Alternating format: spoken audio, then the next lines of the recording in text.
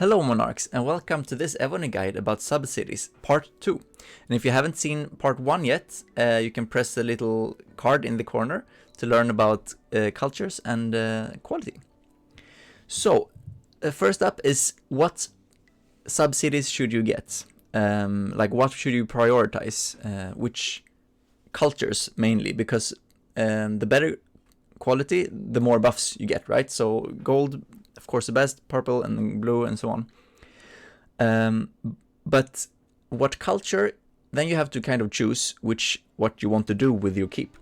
If you want to do PvP, you should go for, Russians and Japans, as I said in the last video. And I showed you, right, that I had full Russians. I actually traded them with my friend, so he could get a stronger PvP keep to get wings, and he actually made it this weekend. So congratulations to Andy, who got his wings, and I'm gonna get my subs back soon. So yeah, but if you don't really care about PvP and just want to grow your keep, for example, then you could go for Europe for faster buildings, or China or Korea for resources and stuff. Which is also really fine. But yeah, as I said before, also mainly Russians and Japans are the most valuable. And you should think long term. For example, if you're keep 25 and you don't feel ready to PvP yet, but you want to PvP in the future, then you should already try to go for Russians and Japans if you want it, because it's going to be really hard to switch around the good subs later on. Also, you need the buildings in the subcities to get time to grow, right? You see, this one is, it takes time for the buildings to go up to get better troops. Now I have tier 6s here in this subcity, and the higher the better, of course, and it takes time.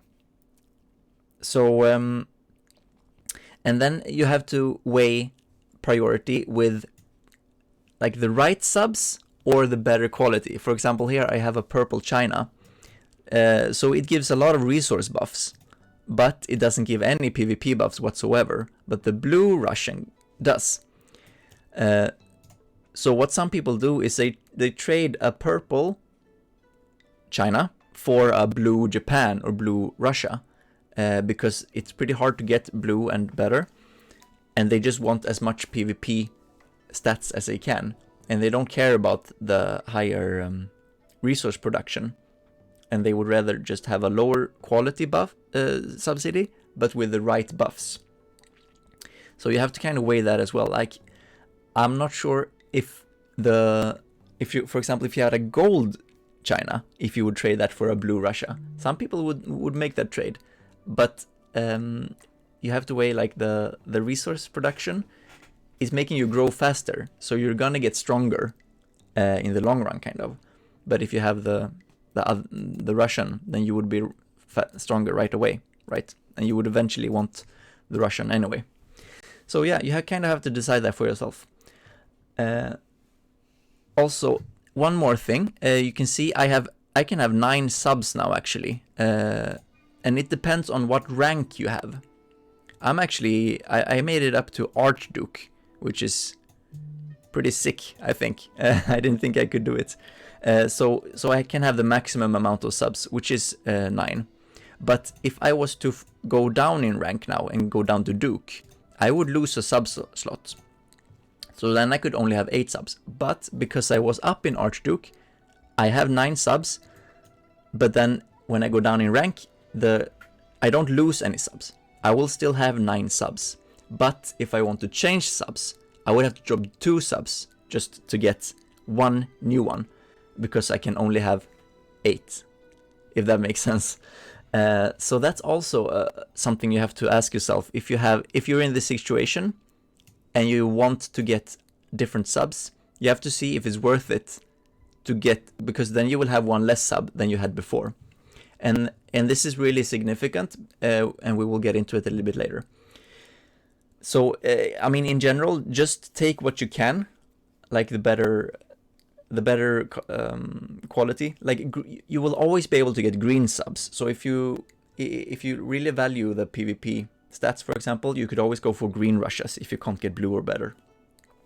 But as I said, you have to like weigh the options. Okay, next thing I wanted to talk about, or just mention, is subsidy generals. And this I actually also talked about in another video, which is my video about generals that everyone needs to get. And I mentioned that, like for example, this guy, the debuff generals is the ones you have. But you can actually press the card here. Wait, where is it? There. To go to that video and see it when I talk more about the sub generals. Okay. The next thing I want to talk about is the academy tech for the subsidies. So a lot of these are pretty, insignificant. Gold, I talked about before, is not significant. Construction speed, it's nice, but also not really good. Training speed can be pretty good, but not really, it's not important. Materials, it's nice, not important. Gold. What is important though? Okay, this is pretty good. This I like actually, because if you take multiple hits and get zeroed, your sub troops won't die, and because when the sub troops are dead, the subsidy itself is not in the next battle. But if they survive, they can be in the next battle as well. So that's kind of nice. But the important thing are these: in-city attack, in-city HP, and in-city defense.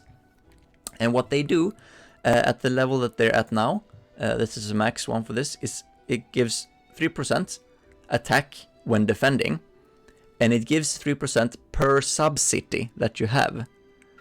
Which means the more subsidies you have, the more buffs you get. So I mentioned I have 9 subsidies, and I get 3% per subsidy. That's 27%, which is really nice. So I get 27% attack, 27% HP, and 27% defense, just from having this amount of subsidies. And that's really nice. And that's why subsidies are so important. So that's all for this video. And in the next video, we're going to be talking about how to actually get the subsidies. It's a little bit tricky, but there's a kind of a trick to it that I will teach you in the next video. So why don't you just rally that like button and join the alliance by pressing the subscribe button so you can see when the next video is coming up. And I will see you next time. Bye bye. How to actually...